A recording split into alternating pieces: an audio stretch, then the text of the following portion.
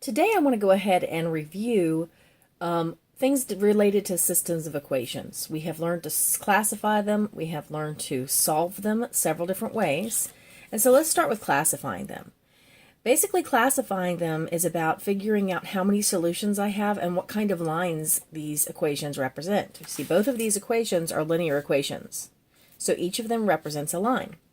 So the question becomes, are they parallel lines? Are they intersecting lines? Are they the same lines? And here's how that works. If they're parallel lines, that means there are no solutions, and we call them inconsistent. If they're the same line, that means we call them coinciding, and there are infinitely many solutions, and we call that consistent and dependent. And if they're intersecting lines, then we say that's where we can find one unique solution, and that's consistent and independent. It just so happens that these two equations are consistent and independent. They're going to intersect in a single point. And I can double check that by graphing. I actually used Desmos to go ahead and graph it and see that they intersect in a single point. The advantage of Desmos is you can graph it without having to put it in slope-intercept form.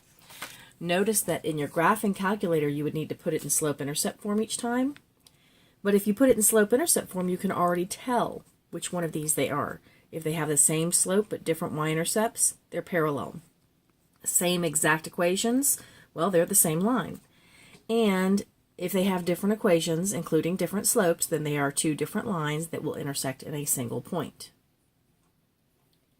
Now, if we decide we want to solve the system and find out what x and y value actually makes both of these equations true, meaning where's the point where they intersect, there are four ways we've talked about to do that. There's substitution and elimination, both of which are algebraic ways, meaning, excuse me, I do some algebraic manipulation of these equations and I get my answers.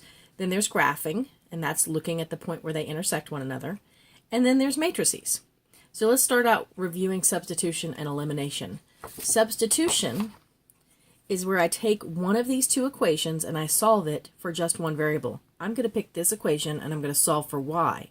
And the reason I'm choosing that is because y does not have a coefficient other than 1. So that makes it an easy one to get by itself or isolate. And this is what I get when I do that. Now I take the other equation, and what I'm doing is, since I have something that y is the same as, I'm going to plug this in place of y over here.